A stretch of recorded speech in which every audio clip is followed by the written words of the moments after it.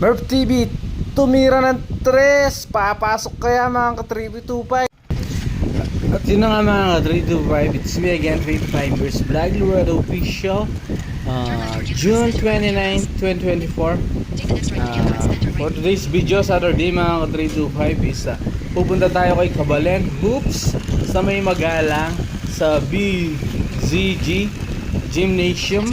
Dahil day off natin ngayon, suportahan natin si Kabalen Hoops sa kanyang paliga sa mga Kapampangan vloggers.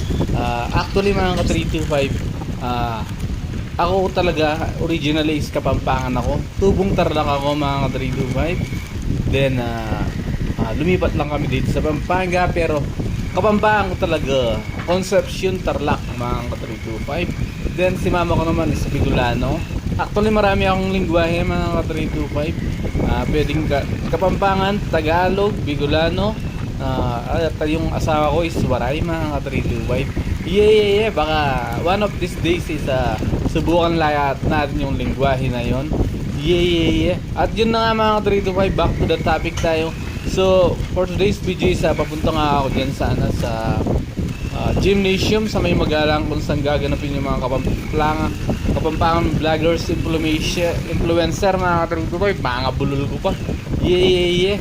So kay Mr. Joby Evaristo, hosted by. So yun lang mga ka-325. Nagparada ako dyan kasi nahihirapan akong mag-record. So ipapass forward ko na. Pupunta na tayo agad kay Kabalen Hoops. Yeah. At eto na nga mga ka-325, na kay Kabalen Hoops na tayo sa gymnasium ng Magalang. So sisilipin natin kung sino-sinong andyan. Yeah. At ayun na nga, nagparada na ako dyan mga ka-325. Yeah. At libre lang yung admission dyan mga ka-325. Wala kang babayaran, so manunod ka lang, pwede kang pumasok kahit sino ka mga ka-325. Basta may mabuti kang puso. Yeah. At una ako nga ang nakita dyan, si Bapang Kong Elmer mga ka-325. Kaso nahiya akong magpa-picture sa kanya. Yeah. At syempre stolen shot natin dyan si Idol Kabalen Hoops, si Mr. Joby Evaristo. Yeah. Actually sina Juber TV, sila ang naglalaro dyan. Syempre mga ka-325, binidyo natin siya mga ka-325 dahil nakapag-foul counted siya mga ka-325. Yeah. Actually natalo sila yata dyan mga ka-325. So para magagaling naman yung mga influencer natin na Kapampangan mga ka-325. Sayang nga hindi ko nakita yung mga iba. So 2 days naman yan, meron pa bukas mga ka-325. Yeah. At ayan patuloy pa rin lumalaban si Mr. Jan Juber TV. Kaso hindi sila sumadsad mga ka-325, natalo sila. Yeah. At syempre nagpa-picture na lang tayo sa kanya. At nagpa-promote tayo ng channel mga ka-325. Yeah.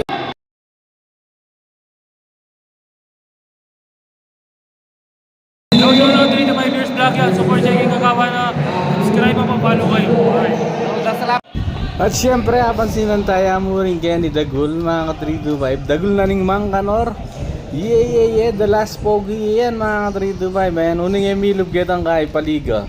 So kanya mo binawi mga ka-325. Sa kabilang court na lang siya bumawi mga ka-325. Syempre pagkakataon natin yan para makapag-picture sa kanya. Yeah. Napakabait niya sa personal at napaka-cute pa mga ka-325. Siya pa yung lumapit sa akin dyan, sabi niya pa-picture din ako.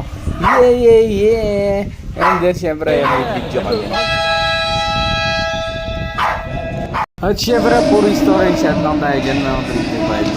Binidyo rin natin si Murph TV. Napakabait niya mga ka-325.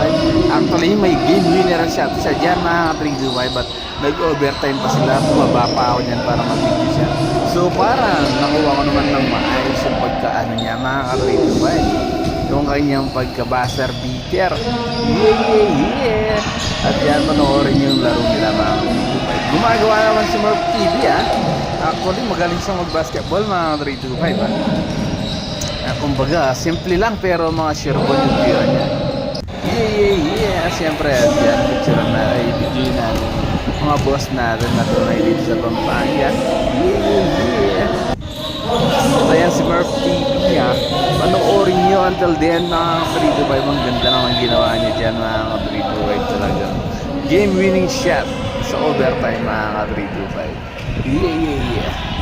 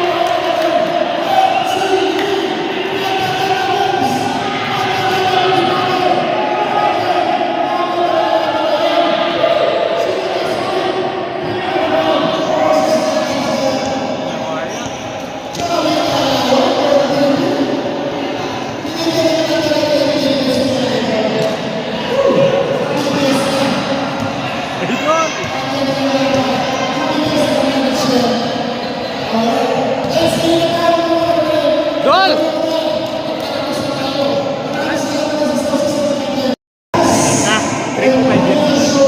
Ayan, shoutout ka 325. Yes, vlog. Ayan, yung kamarama rin yan ko. Utang liban din pa mag-vlog. Dapat, yung kamarama rin yan. Tsaka, isipan mo makapagpasaya ka o kaya makapamilya ka support. Apo, dakala aral. Para yung followers mo. Thank you, sir. Tuloy mo. Alright. Thank you, sir. Sir, yeah. Thank you. Alright. God bless. God bless.